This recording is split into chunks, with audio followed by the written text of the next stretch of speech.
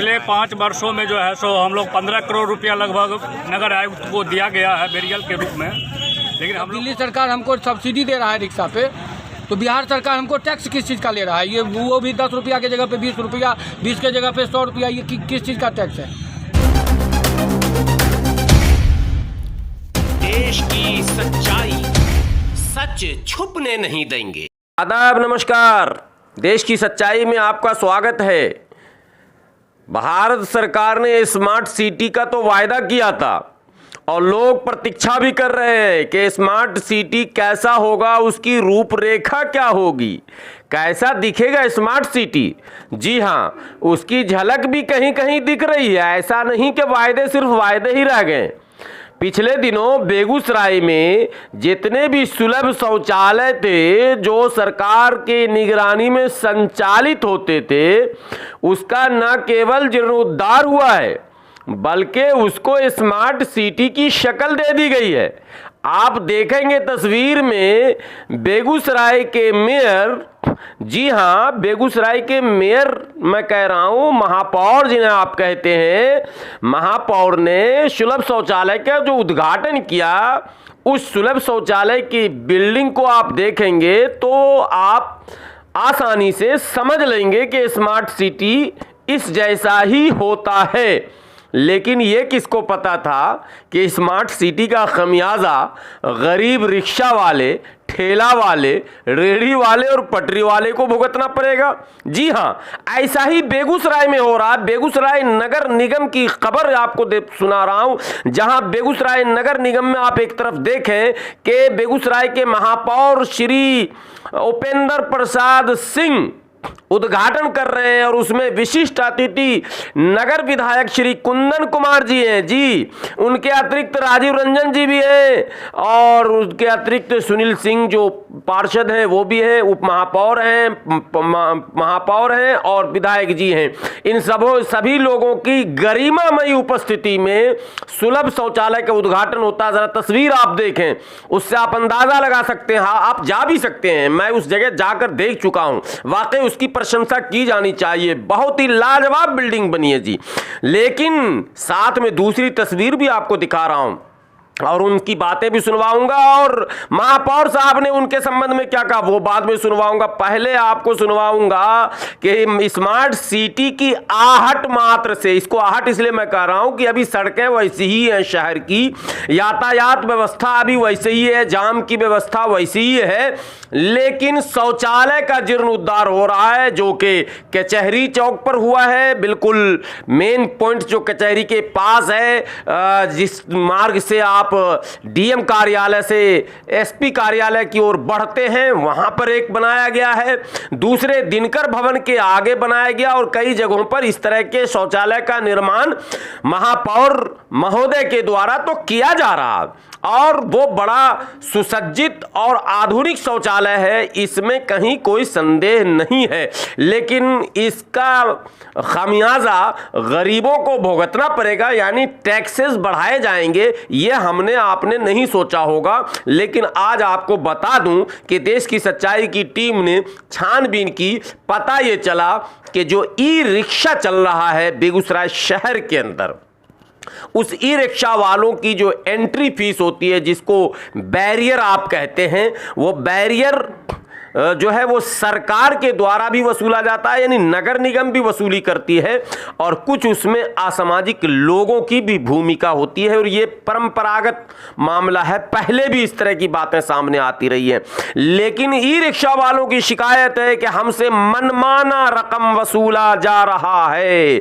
और न देने पर हमारे साथ मारपीट भी की जा रही है, धमकियां भी दी जा रही है और अभद्र व्यवहार भी किया जा रहा है। तो सबसे पहले तो ई रिक्शा वालों की जो पीड़ा है उसको आप सुने और वो ई रिक्शा वाले तमाम लोग जमा होकर जब आरक्षी अधीक्षक यानी कि एसपी महोदय के पास अपनी गुहार लेकर जाते हैं तो क्या कहते हैं, पहले वो सुने और फिर आपसे उनके विषय में हमारे संवाददाता अहमद पटेल ने जब प्रश्न किया महापौर महोदय से तो उन्होंने क्या उत्तर दिया वो भी मैं आपको सुनाऊंगा। पहले सुने ये रिपोर्ट।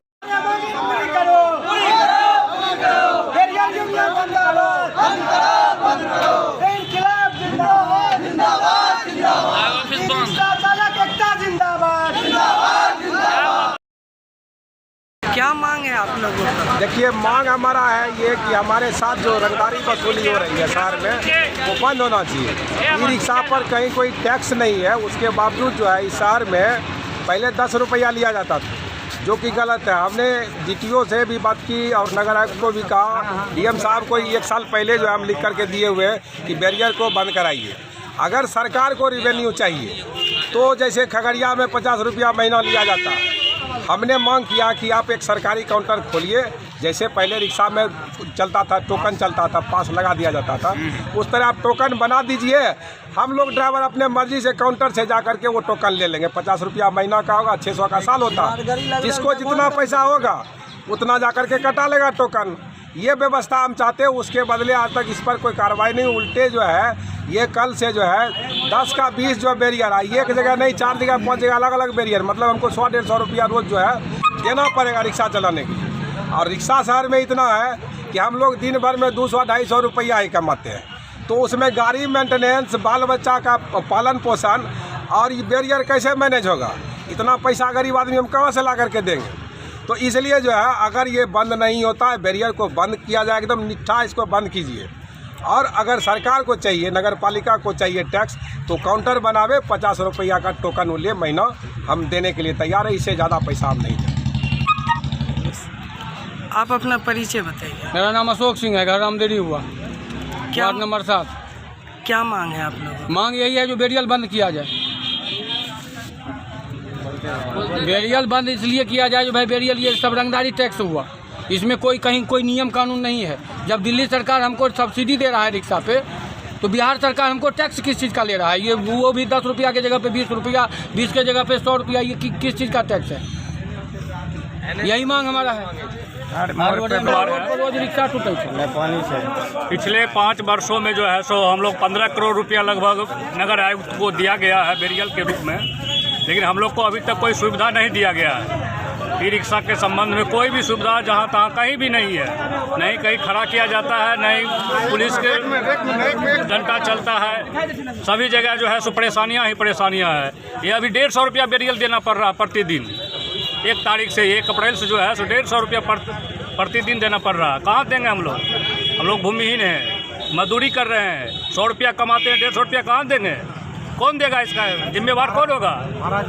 जाने का मन है इधर से भेजा। बिहार सरकार से मांग करते हैं। बिहार सरकार से हम मांग कर रहे हैं। DM साहब जो है सो नगर आयुक्त तो है, ये सभी आदमी सब लोग मांग कर रहे हैं कि हम लोग को अविलंब जो है सो इसको अति किया जाए, सुरक्षा दिया जाए।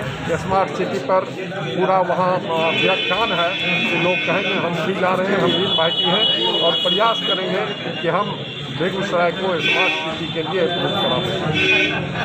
पहले भी था, वो लोग इसका मेंटेन भी करेंगे। अगर वो पीछे हट जाते हैं तो नगर निगम तो इसको देखेगी। मूल्य दर जो अभी स्नान करने का 1 रुपया है और 2 रुपया है, तो क्या वही दर रहेगा या फिर और दर आवेदन किया जाएगा? जी नहीं, दर वही रहेगा, दर नहीं बढ़ेगा। इसलिए कि हमने कॉन्ट्रैक्ट दिया है और कॉन्ट्रैक्ट में वो दर दिया हुआ है, उस दर को हम नहीं चेंज करेंगे, बढ़ाएंगे नहीं। और कहीं कुछ लोग करते हैं जैसे 2 रुपया 1 रुपया 1 रुपया, बस यही दर रहेगा 1 साल के लिए। 1 साल का कॉन्ट्रैक्ट। इसका संचालन हमने कॉन्ट्रैक्ट में दिया। हमारा ऑफिसर एग्जीक्यूटिव रहेंगे, वो देख रेख करते रहेंगे। और ये पहले भी हो रहा था, क्योंकि अब थोड़ा सिस्टम में आएगा तो हमारा एक आदमी जो उपायुक्त थे अरुण बाबू, ये सफाई का काम सारा नगर निगम का ये उनके जिम्मे है, ये उनका रिस्पॉन्सिबिलिटी होगा कि देखना। और इस पर आदमी भी जिम्मेदार रहेगा नगर निगम से कि डेली जहाँ जहाँ शौचालय हमारा है हर जगह वो जाके सवेरे साफ करे। और एक सर मामला प्रकाश में आया है, ई रिक्शा से अवैध वसूली किया जाता है और मारपीट भी किया जाता है। देखिए, कोर्ट तो यहाँ है, कोर्ट में कानून भी है, लेकिन क्या उस कानून का उल्लंघन समूचे बेगूसराय जिला में नहीं होता? हमने एक एग्रीमेंट किया है हमने एक एग्रीमेंट किया है, जिनको हमने आउटसोर्स किया है उनको उस एग्रीमेंट के तहत ही ई रिक्शा से पैसा लेना है। अगर वो ज़्यादा ले रहे हैं तो ये वो गलती कर रहे हैं, वो उनको नहीं लेना चाहिए, और ले रहे हैं तो कानून के खिलाफ है।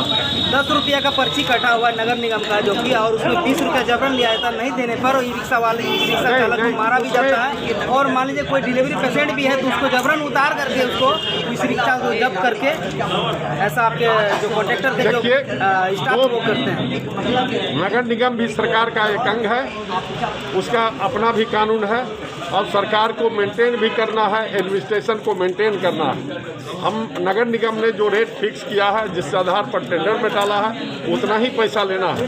उससे ज़्यादा जो लेते हैं वो कानून का उल्लंघन करते हैं, और वो कानून उल्लंघन करने वाले उनको तो पनिश किया जा सकता है। और हमारा प्रयास रहेगा कि नहीं ले, बुझा समझा के, नहीं तो फिर एडमिनिस्ट्रेशन है, गलत नहीं कर सकते। और जो 10 और 20 रुपये की बात करते हैं, पहले भी हुआ था 10 रुपया रेट, और पर ट्रिप का लोगों ने कहा कि नहीं, हम इतना नहीं दे सकते, हम 24 घंटा में 20 रुपया देंगे।